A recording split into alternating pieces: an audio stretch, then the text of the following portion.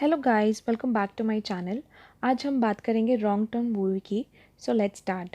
Movie की starting में एक कपल से मिलते हैं जो वेस्ट वर्जीनिया के जंगल में रॉक क्लाइंबिंग कर रहे होते हैं।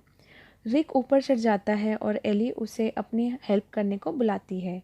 तभी अचानक से एली के ऊपर ब्लड गिरता है और रिक को कोई ऊपर से उठाकर नीचे गिरा देता है। तभी कोई ऊपर से एली को खींचता है। एली जल्दी से अपनी रस्सी काट देती है और नीचे रिक के पास गिर जाती है। रिक को मरा हुआ देखकर एली जल्दी से कार की तरफ भागने की कोशिश करती है, लेकिन उसका पैर एक नुकीले तार में अटक जाता है और उसे कोई पीछे की तरफ खींच लेता है। उसके बाद पता चलता है कि वेस्ट वर्जीनिया के पास बहुत लोग गायब हो रहे हैं, जिसके पीछे कुछ डेड फॉर्म लोग का हाथ है। Wrong turn 1 part 2। अब इसके बाद दिखाया जाता है क्रिस जो इंटरव्यू के लिए दूसरी सिटी जा रहा होता है। हाईवे पे उसके जाम लगा मिलता है। आगे जाकर एक ट्रक ड्राइवर से पूछता, वो बताता है कि 5 मील तक एक ट्रक पलट चुकी है। जाम को खुलने में 4-5 घंटे लगेंगे। क्रिस को लेट हो रहा होता है, इसलिए वो कार को घुमा लेता है। अपने फ़ोन से किसी को बताता है कि उसे इंटरव्यू के लिए लेट हो जाएगा, लेकिन नेटवर्क प्रॉब्लम की वजह से उसका फ़ोन कट हो जाता है। तब क्रिस फ़ोन की तलाश में गैस स्टेशन का साइन बोर्ड देखता है और अपने कार को मोड़ लेता है। कुछ दूर जाने पर उसे बहुत से ख़राब हुई गाड़ियाँ दिखती है। स्टेशन पर पहुँचने पर उसे एक आदमी मिलता है और फ़ोन करता है, लेकिन फ़ोन ख़राब होता है। फिर वो आदमी से मदद मांगता है, लेकिन वो मदद नहीं करता। क्रिस वहाँ पर लगे मैप को देखता है। उसे एक बेयर माउंटेन नाम का एक हिल दिखाई देता है, जो कि आगे जाकर हाईवे पर मिलता है। क्रिस वहाँ निकल जाता है और कुछ देर आगे जाकर उसके सामने 2 रोड आती है। उस आदमी ने उसे कच्ची सड़क पे जाने को कहा था। क्रिस उसे सड़क पर चल जाता है। आगे जाने के बाद उसे एक हिरन मरा हुआ मिलता है। हिरन को देखने के चक्कर में उसके सामने एक गाड़ी से एक्सीडेंट हो जाता है। वो कार कॉलेज स्टूडेंट की थी, जो कि आवाज़ सुनकर वहाँ पर आ जाते हैं और क्रिस से उसका हालचाल पूछते हैं। क्रिस कार की भरपाई को बुलाता है कार को बीच सड़क पर खड़े करने की वजह से। तब उनमें से फ्रैंकिन बोलती है, किसी ने रोड पर नोकीले तार बिछा रखे थे जिससे टायर पंक्चर हो गया है। अब उनमें से एक लड़की पीछे स्टेशन पर कॉल करने को जाती है, तब क्रिस उसे मना कर देता है। सभी आगे चलने का डिसाइड करते हैं। उनमें से एवन और फ्रैंकिन कार के पास रुकने का फैसला करते हैं। फिर आगे उन्हें बहुत कुछ अजीब दिखता है। एक मरा हुआ नया वाला को दिखता है और आगे जाने पर उन्हें एक कार जली हुई मिलती है। उसके आसपास कोई नहीं था। तब सारे आगे चलने का फैसला करते हैं। फिर अचानक से एवन गायब हो जाता है। फ्रैंकिन सोचती है कि वो उसके साथ मजाक कर रहा है। तब आगे उसे एवन का कान कटा हुआ मिलता है। ये देखकर फ्रैंकिन जल्दी से भागने की कोशिश करती है, लेकिन उसके पीछे से एक आदमी आकर उसे बुरी तरह से मार देता है। Wrong turn 1 part 3। बाकी सब चलते चलते एक रोड के एंड तक आ जाते हैं। उन्हें एक घर दिखाई देता है। वो सब उस घर में मदद मांगने जाते हैं, लेकिन घर के अंदर उन्हें कोई नहीं मिलता। क्रिस को घर के अंदर कार की बहुत सारी चाबियां मिलती है। उसके बाद क्रिस फ्रिज को खोलता है तो उसे कटे हुए बॉडी पार्ट्स मिलते हैं। जैसी को एक कमरे में वही खुली तार मिलती है।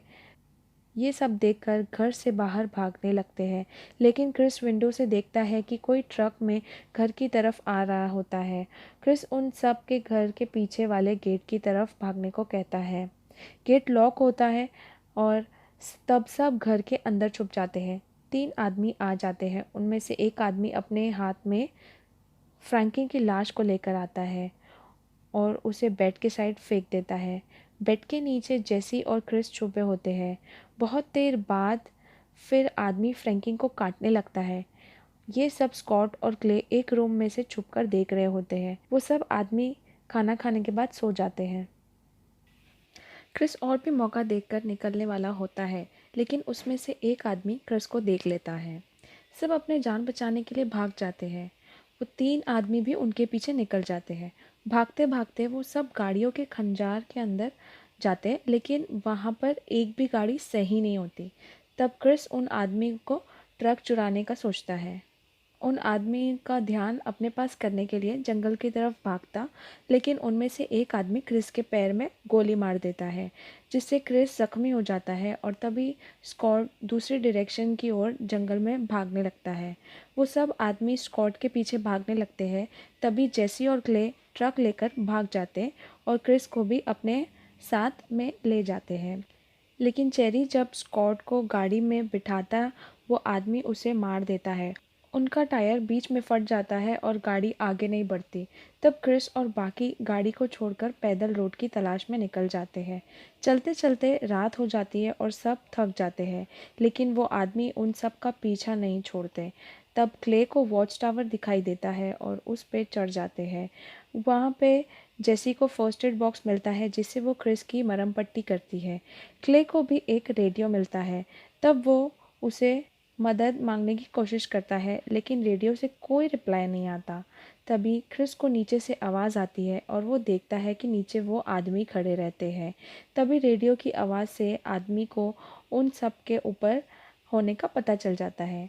ऊपर चढ़ने लगते हैं, तभी जल्दी से क्रिस गेट के ऊपर एक भारी चीज़ रख देता है, जिससे वो आदमी अंदर नहीं आ पाते। फिर वो आदमी वॉच टावर को आग लगा देता है, जिससे सब जलने लगते हैं। तब विंडो से क्रिस, क्ले और जेसी वहाँ से एक पेड़ पर छलांग लगाते हैं। सबको पेड़ पर वो तीनों आदमी देख लेते हैं। उनमें से एक आदमी क्ले को कुल्हाड़ी से बहुत बुरी तरह से मार देता है और तब क्रिस उसे आदमी को पेड़ से गिरा देता है, जल्दी से वहाँ से भाग जाता है और नेक्स्ट डे जेसी को कार आती दिखाई देती है। वो जल्दी से उस पुलिस वाले के पास जाने लगता है। उसी टाइम सामने से एक तीर पुलिस वाले की आंख में लगता है और वो मर जाता है। तब क्रिस जल्दी से गाड़ी के नीचे छुप जाता है और उनमें से एक आदमी जेसी को पकड़ लेता है। दूसरा आदमी क्रिस को बहुत देखता, लेकिन वो नहीं मिलता। अब हम उसी घर को देखते हैं जिसमें वो सब आदमी रहते हैं। उन्होंने जेसी को पकड़ लिया था और उसे मारने ही वाले थे। तभी क्रिस कार सब आदमी के ऊपर चढ़ा देता है और लास्ट वाले आदमी को कुल्हाड़ी से मार देता है और जल्दी से जेसी को बचाकर वहाँ से निकलता है। घर को जला देता है, सबको मार देता है। क्रिस और जेसी वहाँ से चले जाते हैं। यहीं पर मूवी की एंडिंग हो जाती है। एंड आई होप गाइस आप सबको मूवी अच्छी लगी हो। जल्दी से मेरे चैनल को सब्सक्राइब करें ताकि मैं आपके लिए और भी मूवी ला सकूं।